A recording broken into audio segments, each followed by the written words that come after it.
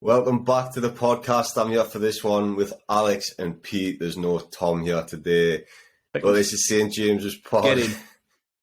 And we're here to discuss the West Ham game. So, unfortunately, it's a bit of a somber one, lads. Only joking, I'm smashing by. He hasn't had it.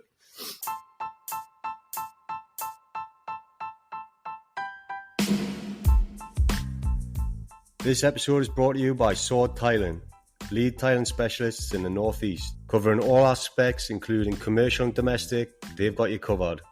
So head to sword_tiling on Instagram and tell them St. James's Pod sent you. Alright then, boys, obviously we're still in third position. Goal difference is even better than it was. What a game. What a result away from home. We're going again against Brentford in about, at point of record, about 24 hours, is it? Or 48 hours? 48, mate.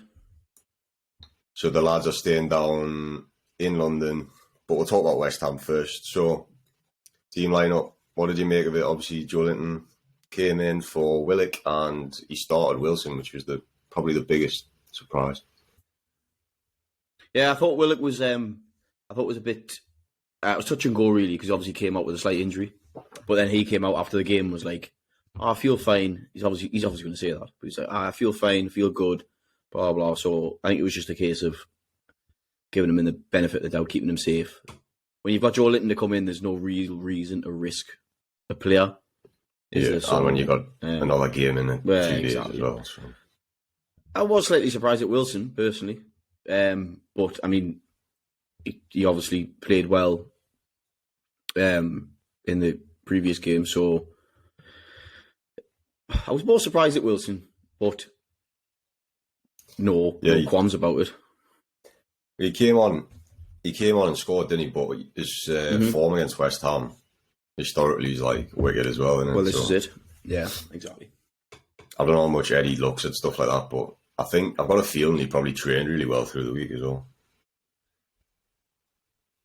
That's the thing, he scored almost a goal a game, I think, against West Ham. So I think I've seen an interview actually after the game saying did he do anything different? How did he feel going into the game? Because you had a good record against them, and he was like, I was gonna say something, but I'm not gonna say it. And he was like, but I did feel confident going in.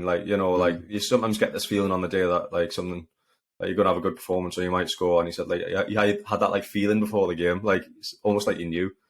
Given that opportunity as well, he needs to take, every opportunity he can get because he's absolutely fucking flying at the moment. So, every time he comes on, he needs to put in a performance. And he really obviously did, bagging a brace. And, class. That you can just come in after Isak's doing so well.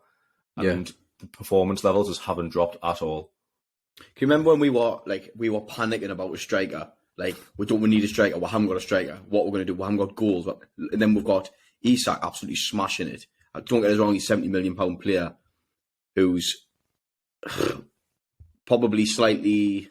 You'd expect him to be above Newcastle's level. Maybe not at the minute because the way we're playing. But when he came in, you'd think other teams might think, "Fuck no, he's giving it a bit of a risk there going to Newcastle," but. Because he is a top player who will get stronger, will get better. And then you've got Wilson as well, who's obviously an experienced Premier League striker, who's also playing. He had that flat spell that we spoke about after the World Cup. He seems to be back to his best now. I know it's only been a couple of games, but he looked sharp. He was on the ball. It's great to finally have two strikers who are scoring, who can just come in one after the other and put they're two different players, which is great. The way they play, but it's great to have that dimension. The fact that you can bring on a different type of striker and they still perform, still score. It's class.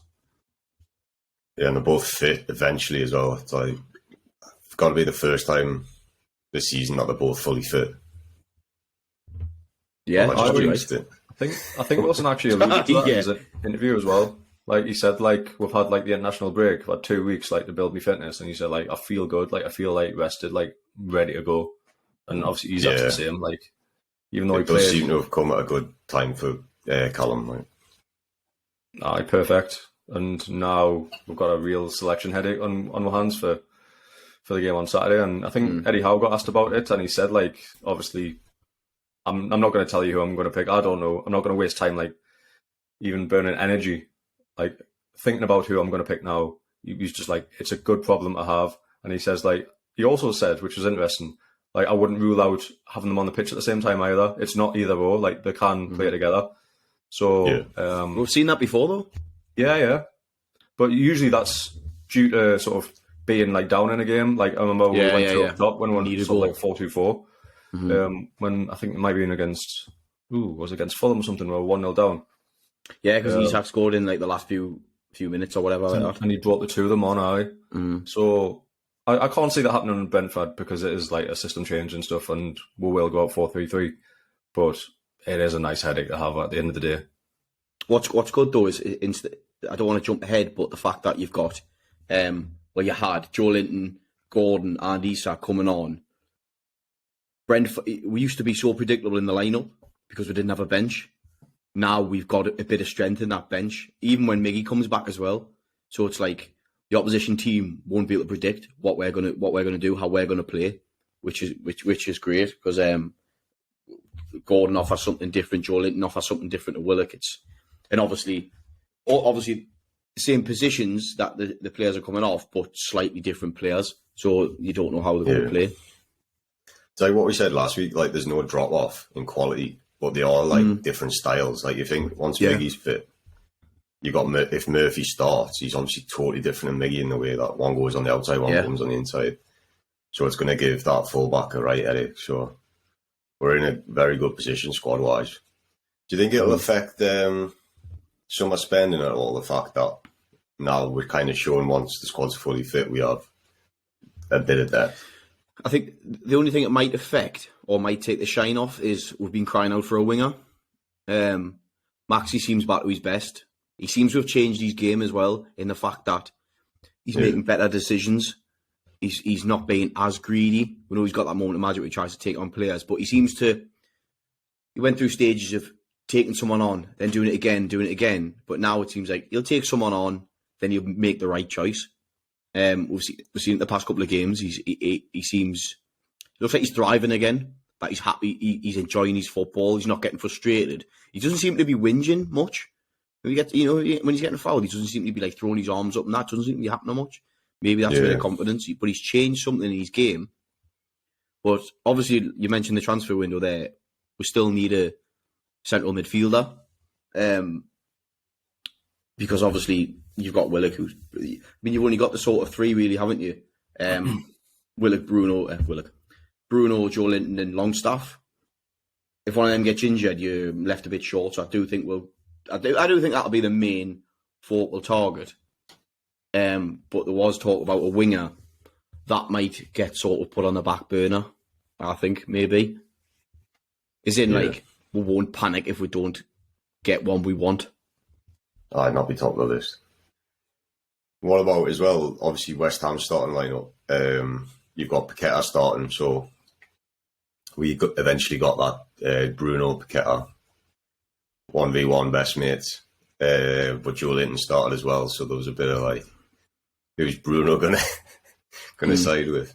But also Declan Rice obviously starts, and he was like fantastic at St James's. So for me, when we first started the game, like first, I'm talking like minute, 2 minutes or whatever, I felt like that they were dominating the midfield. Thought they had a really good start. I don't know what you guys were thinking. Like, I wasn't like worried or anything like that, or thinking we were going to get scored against. But I was just thinking, the first time in a while, I felt like they had the dominance in the midfield.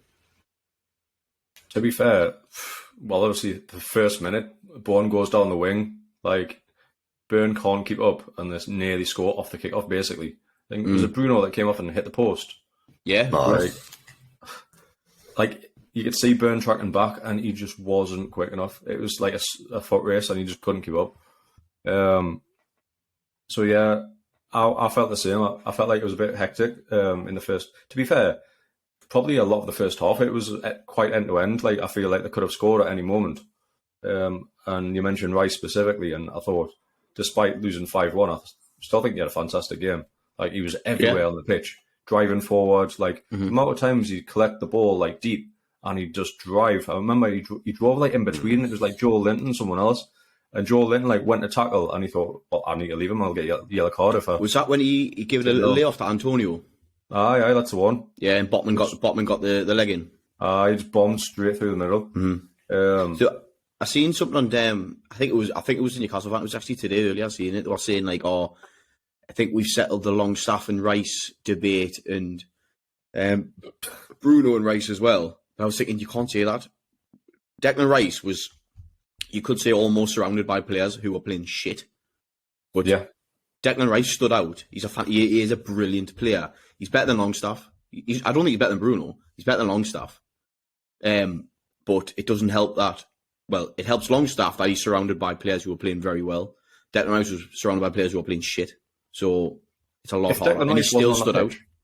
It would have been 7 or 8. Like, exactly. They would have had they didn't really have a lot of control of the game anyways, but we would have just walked through them like freely because their defence was fucking pony yesterday. Like, yeah, definitely. He's definitely gone at the end of the season, Declan Rice, for them, which puts them in extremely...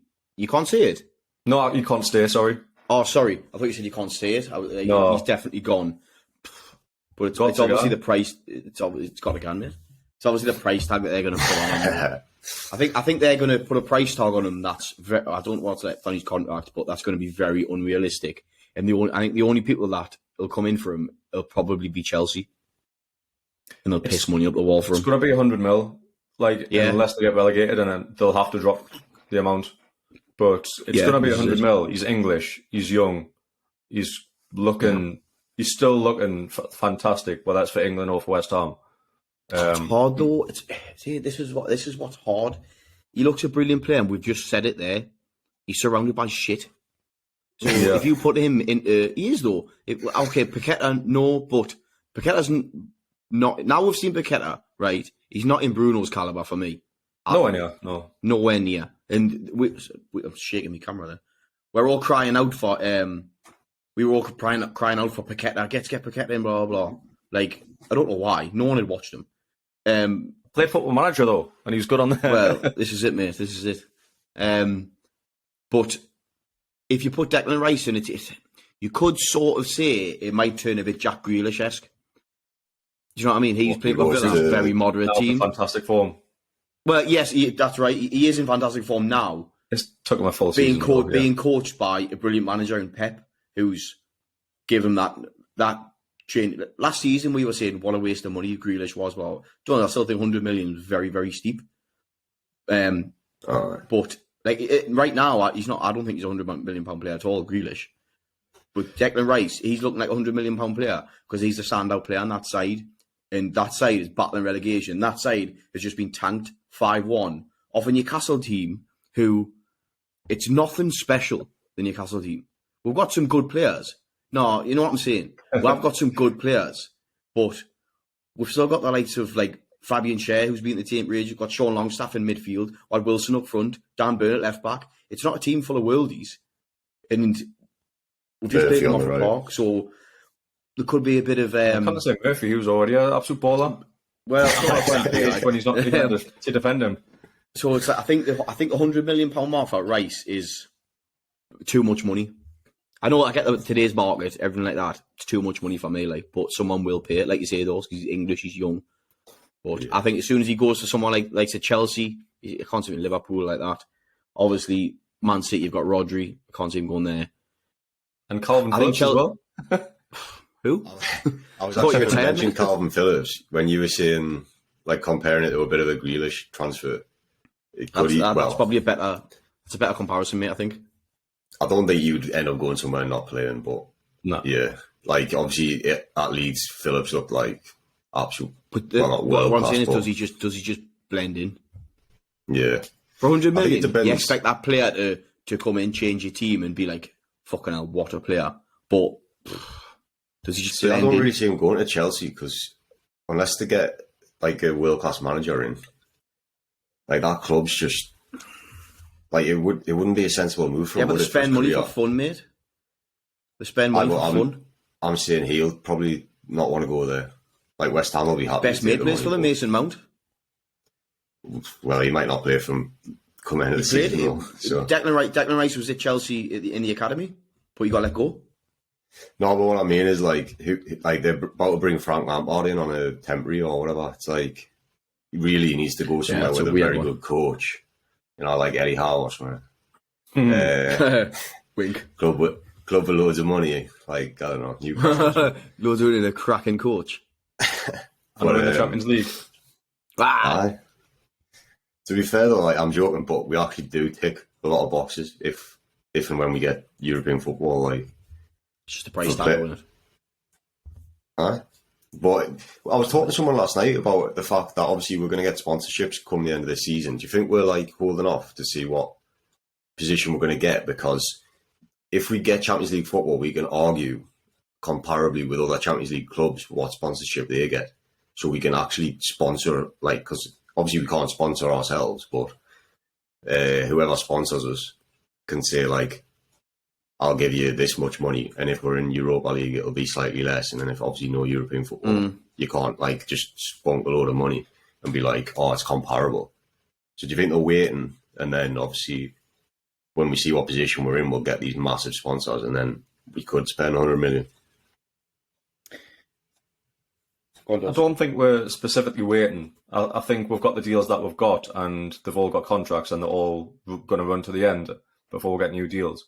However, I think us making Champions League football will elevate our new deals massively. If we get a new kit sponsor, get Fun 88 out, and get like a massive branding, and we're playing in the Champions League next season, we will be able to demand more money, and it's that simple. If it's Saudi Air, we'll be able to add multi-millions of pounds onto that deal because we'll be in the Champions League. So, So as I said, like I don't think we are holding out, but it will have an effect, and a big snowball effect, I think. If we get the Champions League money in just for qualifying and playing in the group stage, the TV money from the Champions League, and then the sponsorships from it, it's just a snowball effect, and that will, the talk about us being ahead of schedule, that will put us like way ahead of schedule. We'll have a lot more money coming in, which means, well, like there's been a new newspaper article saying that we could spend 200 million if we make Champions League, and it's not an unrealistic figure because the amount of extra money will come in is probably going to be 9 figures anyways. So plus the price of players these days. So 200 million sounds like Jesus Christ. You're not going to spend that much, but fucking 10% inflation. You could say it's 4 good players. Aye. Well, anyway, shall we get back to the game in hand? We've gone a bit off tangent here. Back to West Ham. We were on the attack. I didn't think I thought we started out a little bit shaky, but as soon as that goal went in, brilliant work by Maxi. The footwork was just class, especially like he done his man, and then the ball in on his left foot. It was don't get us wrong. The defender was piss poor. It was so bad. Wilson was just stood there on his own, and don't get me wrong, it's a great flick and a great goal, but the defending was so bad. But we've got. I think Maxi gets the plaudits for his work and his delivery. It was a pinpoint delivery, wasn't it? He's like sat Emerson down there. Yeah, honestly, he just sent him for a hot dog, as I say. It was so good. That's what we're saying when he's back to his best, when he's doing stuff like that, and he's not trying to take him on again, and he's putting the ball in, and it was a cracking delivery off his left foot, brilliant. The thing I liked about it was he was obviously on the other side of what he normally is, and but he technically did the same thing because he cut back inside. Yeah. But on that wing, you would expect him to go on the outside, use his right foot. So that's probably how he's just absolutely sat him down, and then, class ball was wrong foot, and then 1-0. It's like, I couldn't believe it, to be honest, at the time. I was like... Giving it the old Macarena in front of the away fans. Obviously, that was his little bet with Antonio on his podcast. He did come out after and say he was meant to do it in his face, but he got a bit carried away and did it in front of the away fans instead. And got a bit of stick off them. But, 1-0, great start. What was that, about 6 minutes or something? Aye, 6 minutes, so no better start. Wilson as well. You almost like can't believe it. Like when you score that early, you're like, fucking hell, like this is easy. Here we go. And then it was first chance, first shot on target, goal. And then it's 2-0, like, what, 6 or 7 minutes later? With a fucking... that was a controversial... Well, I say controversial, that was the... Fucking not controversial about it. No, it wasn't controversial at all, was it? But that was it had... The lines, that was a piss poor... But what would you say? Effort from the linesman to say that was offside because he was a mile onside. Really bad. That's the thing, though. You can see in the still that he's like... Emerson's on his side. Emerson's probably like less than 10 yards from him. So he's perfectly in line with him. So you should be able to look straight along the line and see Joe Linton's on. It was really bad. But obviously Shaw mishitting it to put him through as well. That's another one. Oh, no, that like mishitting. Don't say mishitting. Fucking redknapp. Didn't mean that. You couldn't. It was harder not to do that. Sam, the gap was there. Sam, did you hear about this? Oh, you're not sure. I've seen something on Twitter about it, yeah. Basically, obviously, the British feed at half time, Redknapp came out and said that Shaw had mishit the pass through. He said he meant to pass it to Joe Linton, but he'd mishit it. Even though it was an absolute fucking beautiful ball just creamed through. Peach of a ball. As Pete said with the first goal, their defence was absolutely nowhere. The fucking cat kicker didn't know where he was. And then Joe Linton, like the composure of like a striker, which he was brought in to be. Fucking... He takes it around the keeper, and like in real time, I thought his touch was just a little bit heavy. I was like, oh no. And then obviously just like slots it home. Slotted it. And then he looked straight at the linesman though. Yeah, so he must have felt it was tight.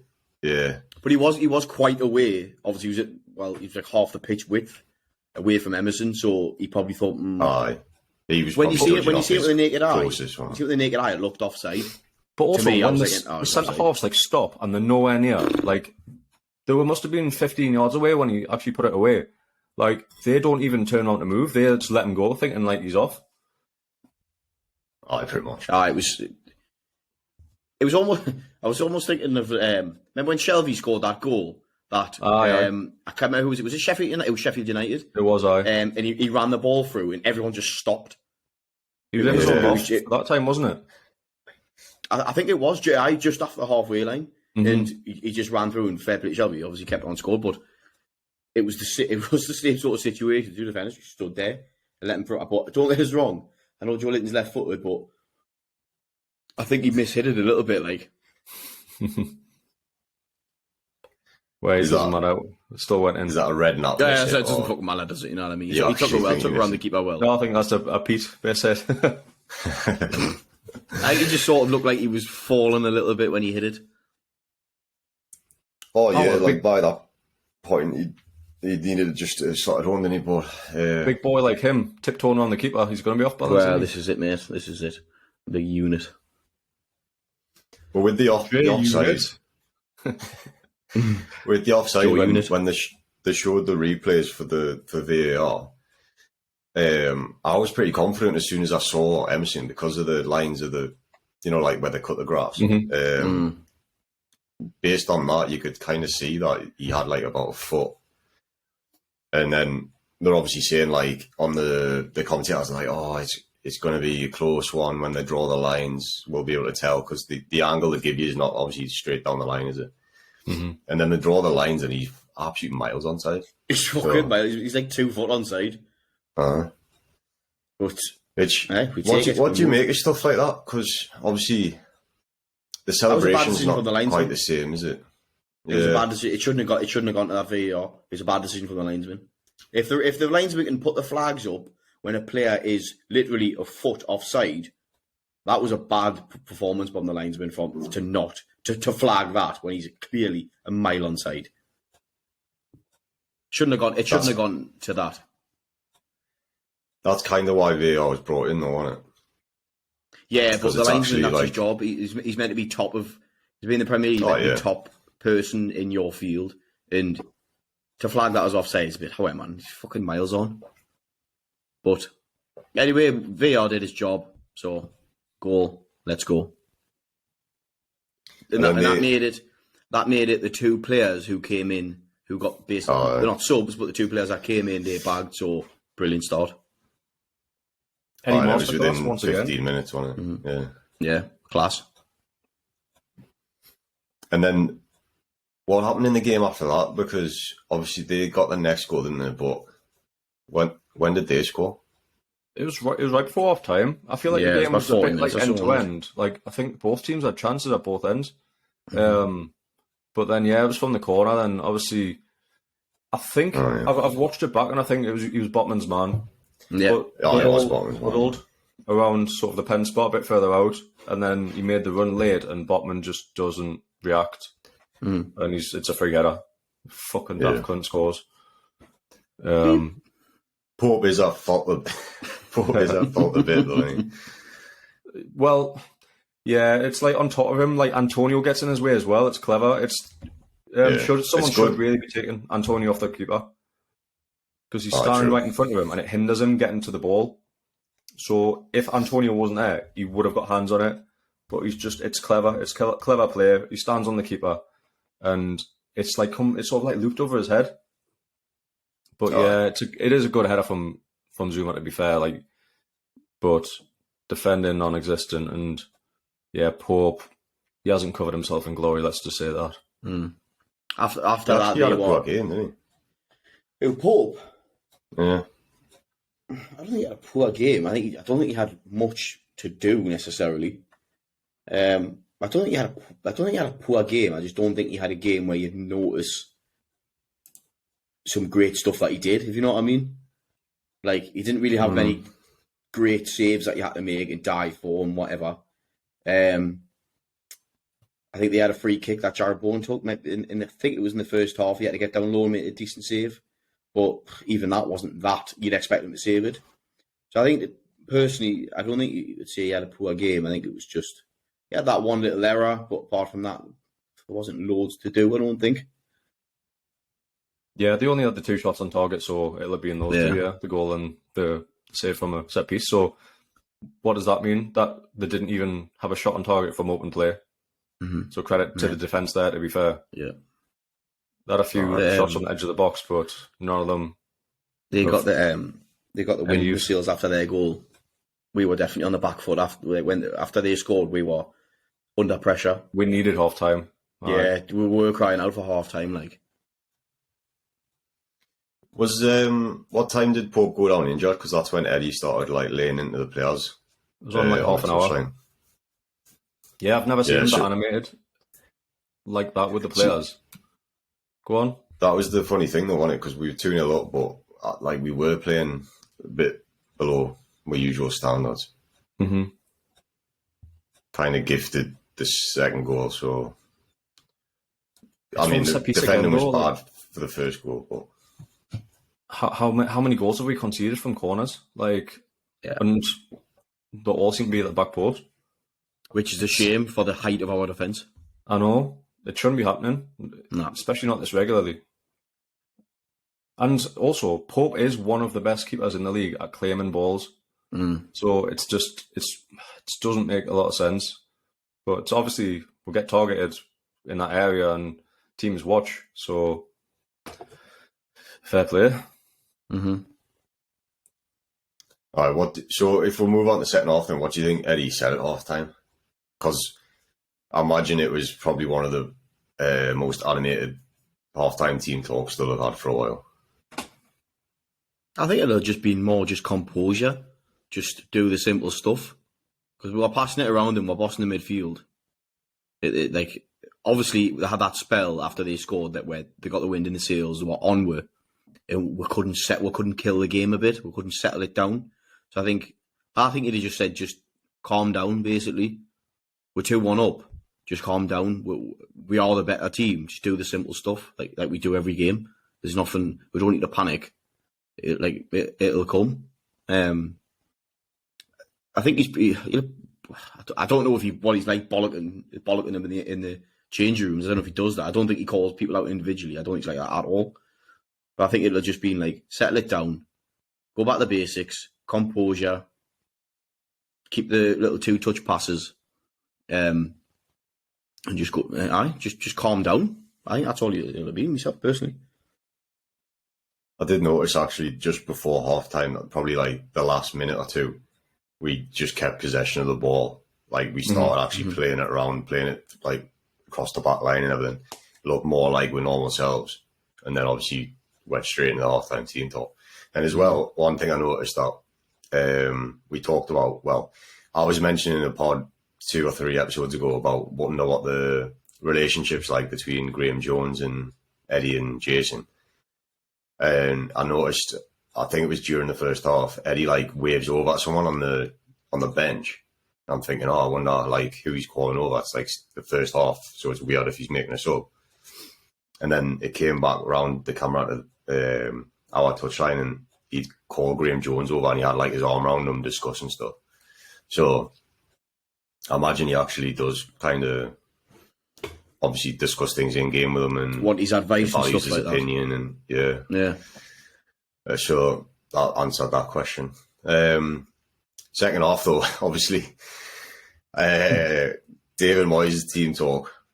I imagine they came out with some sort of plan to get back into the game, and then that went west. I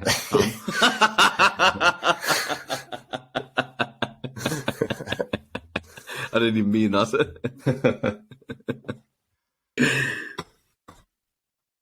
Take it away. Yeah, well, just an absolute cock up on it. Just a miscommunication and stuff on it. Oh, 100% good. We seem to be really good at pressing them, playing out from the back. Geez, the whole game, they were trying to play out from the back. It just wasn't working for them. They couldn't play out from the back at all. We're did they not analyse the Man U game last week? Exactly. Trying to play out from the back, and he had a fucking nightmare trying to do it. And obviously, second half, like, I don't know. Well, first of all, I don't know why Fabianski gives him it. And second of all, like, why does he think he's got so much time? Like, he knows that we press the ball high. So why is he taking, like, a touch and turning at the same time without even looking over his shoulder? It's like, it's absolute madness. Yeah. And everyone knows about Murphy's pace, so... Exactly. Lightning. But awful, actually. I was thinking, you haven't just fucking missed that one, have you? But to be fair to Murphy, he presses high, wins the ball, and it's a classic FIFA goal, like playing it across for the open goal. Dude, it's a goal that you hate, isn't it? You get you concede that goal, you fucking hate it. Like I said on last pod, I brought him into my fantasy team. You could have hauled against Man U. You could have scored the 1-on-1, but I had to settle for the assist. But fair play, like and like after it went 3-1 as well, it properly settled the game down. Like I felt like that second half after the goal, we were in full control from then on. And like, we were like, as opposed to like the first half, like I felt so much more comfortable. Like, we're just going to play this game out in a way. Must be so deflating though. After like a half-time team thought you come out all revved up, and then your centre back does that. Yeah, I know. The game was done then; it was put to bed. We were like, obviously, I love we spoke about it against about the Man U game. With 3-1 up, we're still pressing for more. We're still pressing for more. Back in the day, we'd sit back and defend and probably fuck up, but we're still driving forward, and it's so entertaining. I do believe this is the Entertainers 2.0 because it is fucking unbelievable football to watch. I know they was shit. I get that, but how many of these teams can be shit against us? Why are they shit when they play Newcastle? Yeah, no, you're right. I agree. People are saying that against Man U. Against Man U, we played them off a fucking park. I do believe West Ham were bollocks, to be fair. At the back, the defence was shite. But the fact that to watch us play the ball around, Bruno was doing Maradonas in the first half, I think. I can't remember who did it. It's just so entertaining to watch. It's the Entertainers 2.0, and I absolutely love it. It's a joy to watch. You've got the way we played, like, is obviously, like, the passing it around is, like, good to watch. The press is good to watch. Winning it high up is exciting. Then you've got like flair players like Bruno doing stuff like that. Maxi, entertaining. Yeah. But then you've also got guys like Byrne, Joe Linton that are giving it the rough side and like the old shaggy pit ponies. we obviously love that as well, don't we? Like, just putting in a dirty hard tackle. Talking about Byrne though, I think he had his worst game for a while, didn't he? Bowen. I mean, I don't know if it's so much him being bad or just Bowen being a good Good just player. Bone being better, I think. I think it was just Bone just skinning him. He Because he is a good player, about. It was literally a case of knocking it past him, doing him for pace. Yeah. Simple as That that. first one. That'll work you all the mentioned- time against Burn, though. You had Anthony for Man U. You had Anthony trying to piss about with it. All you do against Burn, it sounds shit because it's Burn. Is how I play. He is, like Dawson said in the group chat, he's towing a caravan. Do you know what I mean? He's so slow. You just knock it past him and sprint, and then you've done him. But I think that's why he looked so bad, because it was the simple stuff that had an effect on him.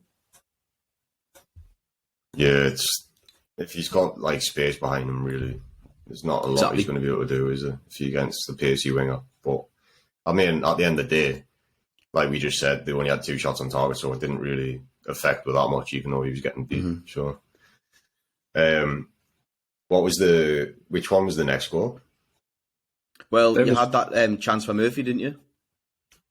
Is that where Maxi plays him slightly behind him, and then he? Yeah, it was a brilliant play. I don't know if it came from Trippier, did it? I think it was Longstaff who played the crossfield ball. Was it Longstaff? Was it? It was a beautiful move. He absolutely sprayed it, yeah. Mm. And then you've got Maxi again, like working his magic. And yeah, like people, like I've seen a few people say like, "Oh, Murphy should do better." But if you like watch it closely, it's like played slightly behind him and on his left foot, leaning a bit. It's like under his feet. So like, yes, it's a 1-on-1. You should probably score. But if that pass is just a little bit faster, a little bit harder, you can let it run across his body onto his right foot and just slot it home. So yeah, it's not like it wasn't on target or anything like that. You know what I mean? So not like at least he got it on target. Yeah, exactly. Yeah. It could have just got to his head and he could have just fucked it completely up. But like you say, the pass wasn't 100%, which made life difficult by Murphy. I think he hit it first time, did he? Yeah. Yeah, he hit it first time, like you say, leaning back. Fabianski stretched for it. I don't think it was that much of a problem with Fabianski, but it's what it is. Creating the chances. That's the thing. Like, after the game, I was thinking, right, we've got this fantastic win. We could have had more. We could have had more. Yeah. We could have had a couple more easy. Yeah. And it's just class to see like so many big chances being created like constantly. And like I'm going to pick up on something you said before, Pete, when you were talking about sort of the Shetland ponies. Technically, players like Longstaff and like Murphy say, they're getting so much better. Like like Longstaff's like one-touch passing. Longstaff's one-touch passing, like in under pressure, it's so much better. Yeah, and definitely. It's just like I thought we had a class game again. Another 90 minutes under his belt. Oozing confidence. Yeah, he's looking really good. The commentators actually said it. They were talking about how much of an engine that Longstaff has got. He doesn't stop. And he's another one who's almost fighting for his place, even like though we haven't got a player in yet. Everyone's talking about strengthening the midfield. Who's going to drop out in the midfield? It would be Longstaff on paper. Yeah, he's putting such a good like shift in every single week to try and like say to the boss, like, do not replace me. I am good enough. You're right there, though. Do you think we're just talking about him because he's a homegrown talent? You know, he's young. And the name, Bruno and Joe Linton, these exciting name. You've got Bruno and Joe Linton, these Brazilian internationals in midfield, and you've got Sean Longstaff from North Shields. That's definitely why they're trying to look at they don't. See, they try and look at the fact that he's just like he's there to make up the numbers, but like you're saying, also he's not. He's a critical part of the foundation in that midfield now, and fair play to him, because a good few months ago I was sick of seeing him, and I thought, he's getting bollocks. He's not going to get any better. Blah blah blah. He's gone downhill. We should have taken 50 million from Man United and all that. Absolutely not. Now, every single Newcastle United fans apologising because he is an integral part of that team. This is why when we talk about Scott McTominay coming in and stuff, like, I don't see it, because people say like, he's technically better than Longstaff is in his technical football. But I think you just lose too much. Like, and also Longstaff is he actually? Well, he probably is at the moment, but Longstaff, like we're saying, he's getting better. So his ceiling, he's not at his ceiling yet. So Longstaff can still improve his technicality, but it's his engine and his passion, and like you see in the videos behind the scenes and stuff, like, he's a great lad to have around the squad as well. See, we say this about Scott McTominay, right? He's technically better, blah, blah, blah. But Man United fans slate the hell out of him. And they say how shit he is. I was actually one that was said, I actually think he's got something about him. But coming to think of it, I'm thinking, is he better than Longstaff? He's probably not. Might be on par. I think I actually said in the last podcast that he is probably better than him. But when you actually think about it, you could say he's surrounded by, like, McTominay is surrounded by better names than Longstaff. You've like with your Jadon Sancho, your Bruno Fernandes, Casemiro, stuff like that. So yeah, so McTominay might look a bit Scott McTominay from Scotland. You know what I mean? I think that's why they're comparable, though, isn't it? Like, that's why people compare them so much. But Sean Longstaff's got Joe Linton, who's turned into fantastic. He's obviously going to get his international call up soon, and Bruno Guimaraes in front of him. For me, they're both world class players. So what's the difference there? Is it just because it's Man United? It's Man United with all the big names. It's probably the same situation. And Longstaff is part of that three. Like, he's part of it. Scott McTominay seems to be in the way. Sean Longstaff isn't. It's true though. It's like when he comes out with, it's like, well, it's just because it's Man United that Scott McTominay's getting slated because he's not a big name. It's when you look at it, it's probably exactly the same situation as it is at Newcastle, but Longstaff actually means something. He's actually got a role to play. Yeah, I think this season, like, he's been quality, and he's so important. Like, I think we'd miss him massively if he was to get injured or whatever. Yeah. But the other argument as well is that if, like, he's obviously come on and leaps and bounds and said he's come in. If we get someone like Scott McTominay, does he then get better coaching and come on leaps and bounds as well? So, I mean, like we said in the last one, I wouldn't mind him, but it'd just have to be at a sensible price. There's probably better options out there for the money you pay. But all right, go on. We'll talk about Scott McTominay a different day. Let's go on to the next goal. I was actually going to just talk about Paqueta, because obviously he was heavily rumoured with us. He's Bruno's best mate and all that. And there was a couple of times Joe Linton like smashed him. What did you make this performance in the end? Because I think, like you were saying earlier, whether he's actually a decent player or not, I think he obviously is, like, Brazilian international, the way he was playing before he came to the Premier League. But I just don't think he's settled to the Prem as well as Bruno has, obviously. I'm wondering if it's the similar thing to what Pete said earlier about the players around him aren't the best.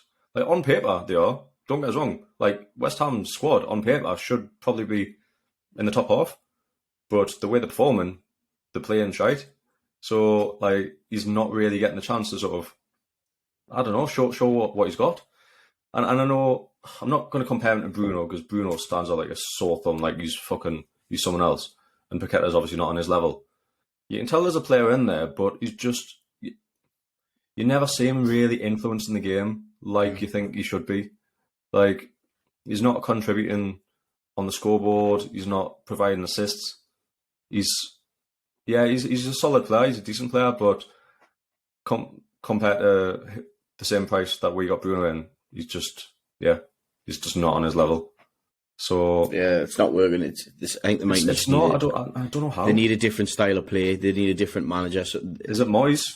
Yeah, I was going to say. I think Paqueta needs a bit of flair play, almost like the Brazilians. That's what Brazilians do. They need flair play. They're not doing that. They're not playing well. So it's not giving Paqueta the freedom to do what Bruno does. Bruno seems to do what he wants in that midfield. He knows his role, but he's doing Maradonas. He's nutmegging people. He's got that freedom to do that. At the minute, the way they're playing in the league, the way they're performing and where they are in the league, it's almost like there's no free flow of Brazilians are used to playing football on the streets and stuff like that. Tippy-tappy football if you want, whatever. Do you know what I mean? He's not getting the freedom to do that because it's too risky in where they are. If he does that in the middle of the pitch, loses the ball, and they go and score, and they're looking down at relegation again, that's not going to sit well. So I don't think he's getting the freedom. And he didn't look happy. Paqueta didn't look happy at all, did he? No. See Bruno, passionate, loving life, like I say, doing Maradonas. Paqueta was doing none of that. I don't think when your fans are like 40 yards from the pitch. Oh, that's brutal, that, by the way. Good. Shall we jump on to the next goal, by the way? Oh, then. Settle down. I want to say, getting excited for this little touch. Is it Bruno who put the ball through for him as well? I couldn't tell you, mate. I think it was Bruno that, again, straight through the centre of the defence. It was a beautiful ball through. And Fabianski, gets there first. Did you notice, though, Isak read that so well because he stepped off Fabianski. He seen him coming out. He didn't try and challenge him. He stepped back, and the ball just fell to him. It was like he knew what was going to happen. Like Fabianski chested it, didn't he? Chested? Yeah. He came out and chested it, which was just ludicrous. Just head the ball. Chested it. I think he more just threw himself at it, to be honest. Yeah, it was very strange. Like, especially considering there was two defenders coming as well. I know Isak had them for pace, but there was two defenders there to sort of put him off. Bad choice by Fabianski. Oh, he's had a mare. Especially at chested. And then I love the fact that Isak stood off. When he seen Fabianski come, he stood off because he knew he couldn't catch the ball and out like that. And it was literally just a chest and a side foot. Everyone's saying, we've got Mackens at work. Well, he passed it into an open net. It was the control. It's not easy to do that. It's so easy it could have bounced over the net. He could have hit it over the net, whatever. The fact that he just chested it and just cushions it into the net. And then the celebration after where we've all seen the picture, him and Fabianski just looking at it in the net. Absolute quality. Looking Fabianski a la fucking Ben Affleck. Looking fucking sick of his life. Yeah. So funny, man. It was just absolute brilliance. But it was cool as out as well, wasn't it? Like he's so composed. He didn't even celebrate. He just stood there watching it go in. Yeah, it's eye sound. What's the problem like? Dawes goes back with the Dawes alluded in the last pod. His touch and the way he caresses the ball, it's just like it's like porn, mate. To be honest, not gonna lie. I wish a woman could touch us that softly.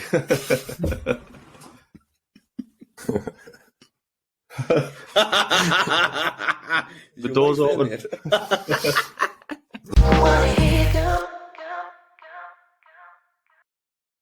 So obviously we end up knocking another one in, making it 5-1, and Joe Linton gets his brace. So both players who came in got braces. Yeah. You saying I don't know why they've got nice teeth. Oh, fuck off. I was thinking something like that. I decided not to say something. I was just like, I fucking know. I seen your face as well. Unfortunately, I seen your face. Of course you did, man.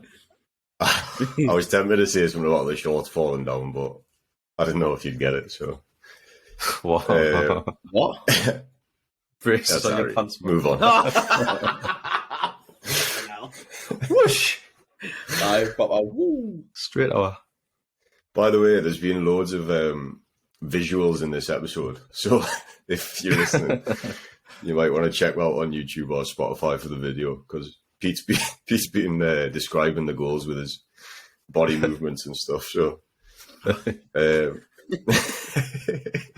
do you want to describe the last one? Or? Who played the ball through? Bruno to his new best pal, Joelinton. Aye, another cracking ball, another defensive shit show. Keeper as well. Fabianski got a hand to it. Like, it was just crap on it. Like, it shouldn't have gone in. That should not have gone in. I think it was just tools down from West Ham. Then, like, well, fuck me, it was tools down from after Wilson's goal the second half went in. They just had for the fans especially.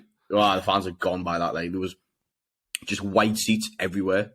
So, lovely little finish. Bent it round. Bent it round. Little hand off Fabianski straight in. I don't even think Joe Linton celebrated that much. He was like, I think he caught a stray hand to the face or something. Did, yeah. Yes. He sat on the ground for a little bit, one he holding his face a bit. He's a bit pissed off. I don't know what that was, but just, 5-1, wrapped it up. Not a bother. You couldn't wish for more, really, could you? The two players that have been brought in to, like you say, both score braces. What a performance by the boys. I don't want to get too carried away because it was a defensive shit show by West Ham. But you've got to take your chances. The company, you've got to take them, which matters. We scored 5 goals past them, you know what I mean? Yeah, that was Which I think Eddie Howe will be disappointed that we haven't kept a clean sheet in that game. Well, he will be, you know. Any game you don't keep a clean sheet, you'll be disappointed. But especially on that 2 shots on target. Right? Yeah, when we battered them that much, he'd be like, that's what he'll be focusing on. The fact that it was that. He said after we weren't at our best, but we were clinical. And I think that's the thing, is like, how many times this season have we been the better team, played really well, but not been clinical? Haven't done with chances. So we've either scraped the win or got a draw. So, it's good to have it the other way around for once. Yeah, exactly. I think that, personally, I thought Moyes would have been gone today, to be honest. Down there, I know it's a question of who they get in, who can fix who can put back together, because all the pieces are there for West Ham. They've got all the players and stuff they have. A lovely stadium. Well, I say a lovely stadium. I think it's a bit shit, to be honest.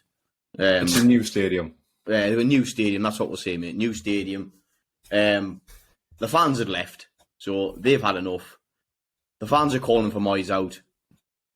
I'm surprised he's still there, to be honest. I know they've got the Europa Conference. We'll not get into the conference again. Good competition, I've heard. We're no good teams. We're going straight past that, because I'm not getting that into debate again. I think that is what's keeping him in the job. Nah, surely that's irrelevant to whether he keeps his job or not. I'd like to think so, because they could get relegated in the Premier League, yeah. And the money that they lose out on is colossal. So it's a strange one. Who would they get in? Well, Potter's not going to take it. Potter's not going to take it. Brendan Rodgers is available. Potter didn't want Leicester. He's not going to take that. I can't see Rodgers going from relegation battling to another relegation battling. I can't see that happening at all. Give it up, Brucey, till the end of the season. Get a nice payout. Gerrard's available. I know Rafa's been linked with Leicester. Whether he takes that, I don't know. If you're a manager like Rafa, do you come in a relegation scrap? It's not. I know he came in at us. He's obviously getting paid a wedge, but it was sold to him as more of a project. It's not a project at West Ham. They've got the players there and stuff like that. It's not a rebuild or anything, is it? It's just putting pieces back together. And if they get relegated, we got relegated with shit players. Well, I say shit players. We had a couple of like Wijnaldum and stuff like that. Sissoko, on a good day, he's good, but we got relegated. We still had shit players, didn't we? Really. If they get relegated, their top players have gone. The likes of Skamaka, Paqueta, Rice, Benrahma, they're gone. So if they get relegated, that is a massive job to get them back up. I think you get your parachute payments, yes, but that's a big job. Yeah, I really hope they don't, though. In what way? Well, you really hope they don't get relegated. You really hope they don't get relegated. Yeah, I hope they don't. Yeah, I like West Ham in the Premier League, and then I couldn't give a fuck me. Like, I really want like a big club like them to go down. If them, Everton, Leicester, if one of them go down, I'm happy. But Everton, Everton. I like Leicester and West Ham. To be honest, I couldn't give a bollocks, me. Like proper football. I wanted to mix the championship up with it, to be honest, because I just want to see, like, when we went down, everyone was buzzing that we went down, because it's okay. Yeah, we're a big club. People argue that we're a big club. We should be in the Premier League. When we went down, everyone was buzzing. Everyone was laughing at us. Fuck them. One of them can go down and suffer and watch them implode. Lucky enough, we came back up. We had Rafa. You got us back up, yes. I really want to see. Ideally, I want Everton to go down. Sob on the mercy. Exactly, mate. Exactly. Well, if Everton go down, absolutely fantastic. But Leicester, I'm not that arsed about. West Ham, bunch of wankers. From that, we've all seen that video. We've all seen that video of the boys crossing the walking over the river, and there's one Cockney bloke in the pub shouting, "You're gonna get fucking better tonight. Oh, fuck up, back up north." Aye, that lasted well, didn't it? Well done. So, but that's the way you can. To be fair, I thought that was quite funny. And it also, was funny. That's just Because one he's been put in fan. his place. So, balls to him. I like the fact that like everyone was like, all the squad were trying to keep their heads down, and then you just saw Byrne kind of like looking over and laughing. I know. Loving the So banter. funny, like. I really want. I was crying. I think I actually tweeted Maxi because I really want Maxi to reply to it and just sit like. Maxi friends. I wanted him to just reply something daft, but Nobody will have a mini friend. No, Oh god. nobody knows who this bloke is, so it's a bit of a nightmare. But fuck 'em all. Well, I was just thinking. We might have some Hammers fans listening to this, so I was trying to be nice. What we do, mate? You spoiled that. So let's move on to the Brentford game. So with Brentford, obviously they're doing quite well this season, and people are saying they're in the shout for European spaces. So I don't think, looking at the table, they're probably competing with Champions League, but definitely in with a shot of Europa League. Would you agree? Yes, but you say that it was a cracking game against Brighton. Yeah. Was it 3-2? 3-3? 3-3. 3-3, finished 3-3. Great game. Brighton played very well. I think Brentford played slightly above their standard to draw with Brighton. With Brighton, because Brighton Raya made 11 saves in that game. I think there you go. Exactly. That's the reason why they didn't lose that game. Last night, Brentford had one shot on target, something like that. It was poor. Should have been a goal as well. Yeah, it's so they obviously got beat 1-0. I didn't watch the game. I haven't seen the highlights of them. You could say to get beat 1-0 off Man United's all right, but I don't think they had a shot on target until I think that was the last 15-10 minutes or something like that, which bodes well for us in the form that we're in. Obviously, you've got Ivan Toney and Bueno, who are dangerous, but the way we're playing, you can't go into that game not confident, because look at how we're playing. We're tanked Man United. We've tanked West Ham, full of beans. Absolutely no bother. I think we'll beat Brentford. Like, the home form is actually really good. They've only lost one at home all season. That was to Arsenal. So I do think we're in great form. Obviously, we've just won 5-1 away from home. So I think we've got every chance of winning. But I don't think it's going to be a walkover. But then again, I thought the same about West Ham, and look what happened. So yeah, I'm confident. I feel like we're playing some of the best football we've played this season. I think we can keep their flair players, Tony and Bemo, as Pete said, on the wraps. So I'm confident going into the weekend. Yeah, I think we'll keep on. We're winning form, and hopefully, that'll put them out of reach of us by 4. But hopefully that'll help us try and secure this top 4 spot, because 10-11 games to go now, we can't be affording to drop points if we really want to finish top 4. And it sounds bad, but you'd think like, it's Brentford, we should beat them. But they are playing well. They are in a good position in the league. Everyone's raving about Brighton. They obviously drew with Brighton the other weekend. So they're not to be underestimated at all. Thomas Frank's done a great job. He's getting thought about for. I know he was thought about for the likes of the Tottenham job and stuff like that. So, they're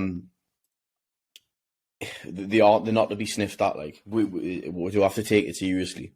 Like you said, us, you thought we'd have a better game again. I know it's different ends of the table, but you thought you'd have a better game against West Ham because they're fighting for their lives. Mm-hmm. They'd be scrapping. They didn't, or shit. Brentford, on the other hand, they probably have. They've got to have a small eye on Europe, probably Europa Conference. It's not unrealistic. They're only 3 points behind sixth place, but Brighton have got. Well, this is it. They will be putting. To be fair, it's literally. You could say it's not shit or bust, but they've got to throw everything on the line. It sounds bad, but it's almost like Brentford aren't going to get in the Champions League and out like that. This could be Brentford's shot at Europe this season because they've played that well this season. You like Tony won't be there at the end of the season. I do think Tony will be sold to a top 8 club. I know Brentford are a top 8 club at the minute. Yeah, but you know what I'm getting at.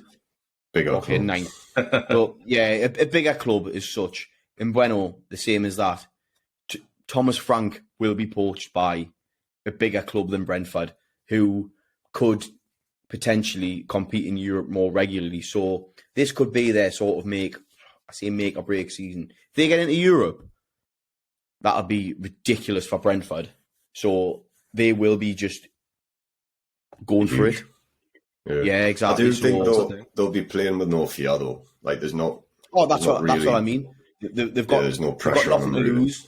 Yeah. They don't have anything to lose. You know what I mean? At the minute, they're just sort of hanging around that spot where nothing really happens, type of thing. Do you know what I mean? Like, I think the if they lose the next few games, then they're going to be on the beach because their season will be over. It's like so where Fulham are now. Like Fulham have dropped out of those European spots, and they've got nothing to play for the rest of the season. They're not going down. If they drift out of contention for Europe, they're not going down. Mm-hmm. I know you get different prize money for your places in the league, so they'll have a bit of that because it's Brentford. They're not massive. They need as much money as they can get, if you like.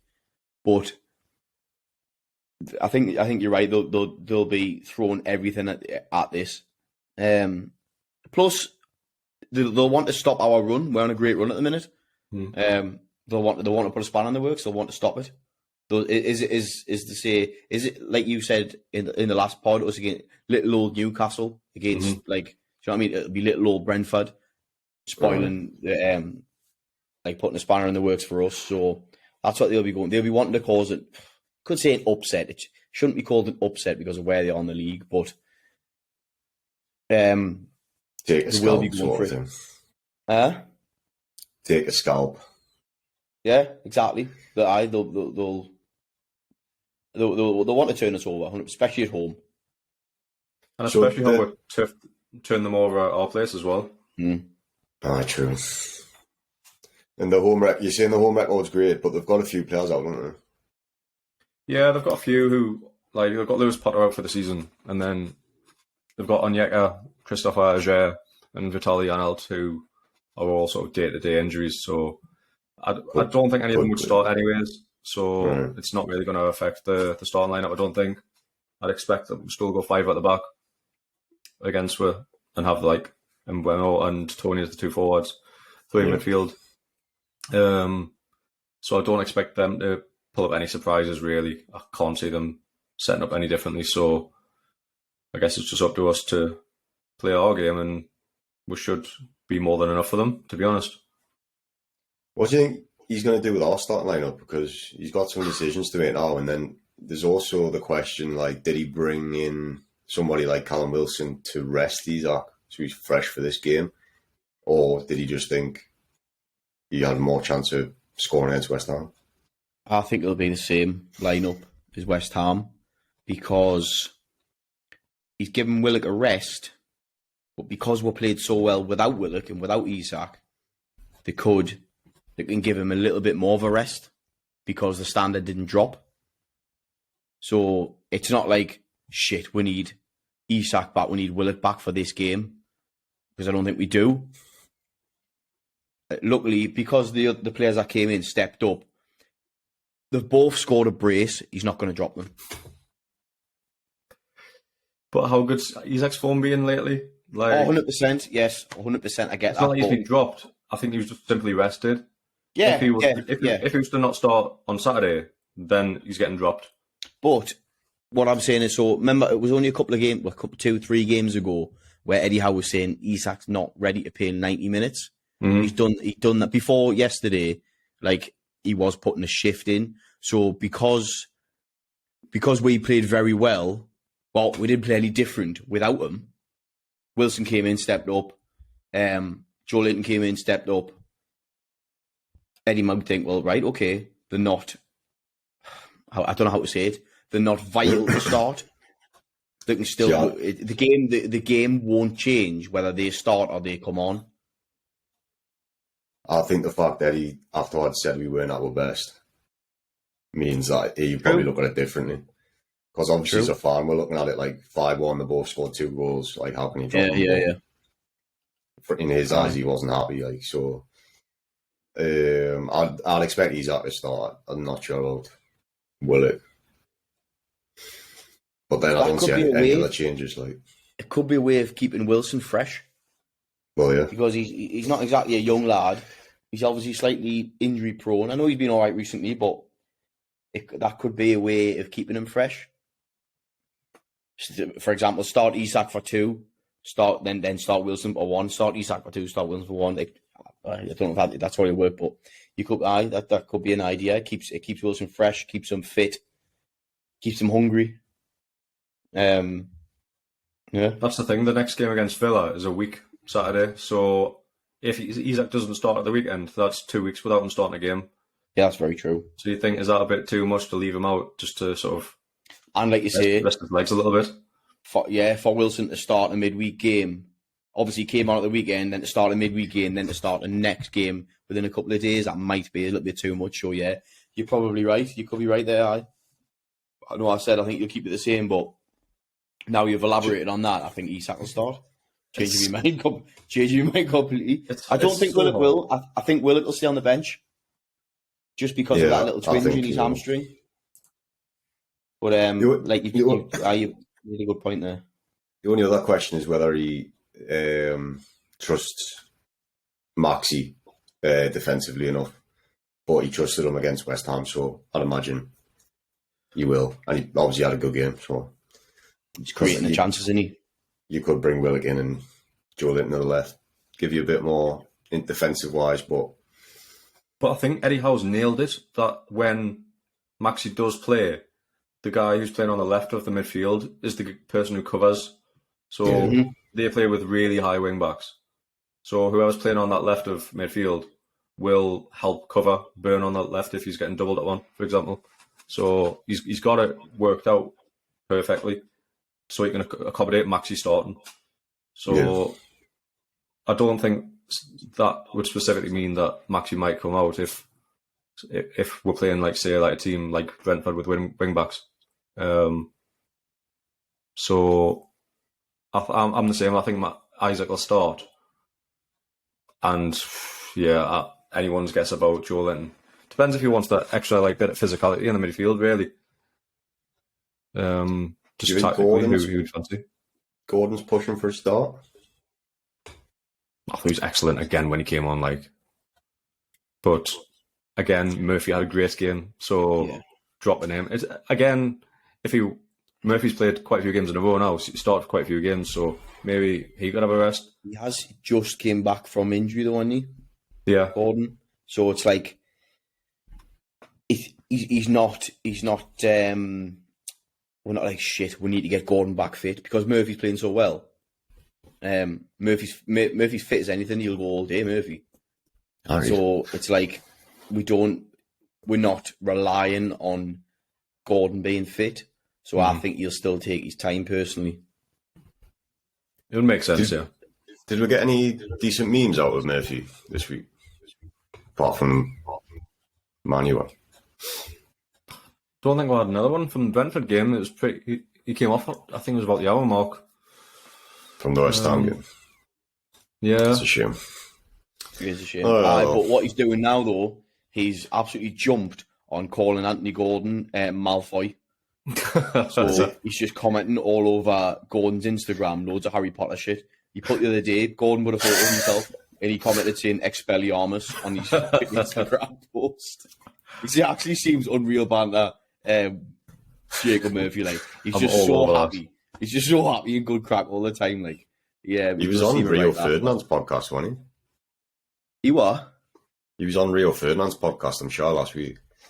Was he? I didn't watch it, like 5, whatever it's called. Why would we watch it? Why would we watch a Rivals podcast, mate? We just wouldn't do that. A rival. Rio's a tatey. Pass it on.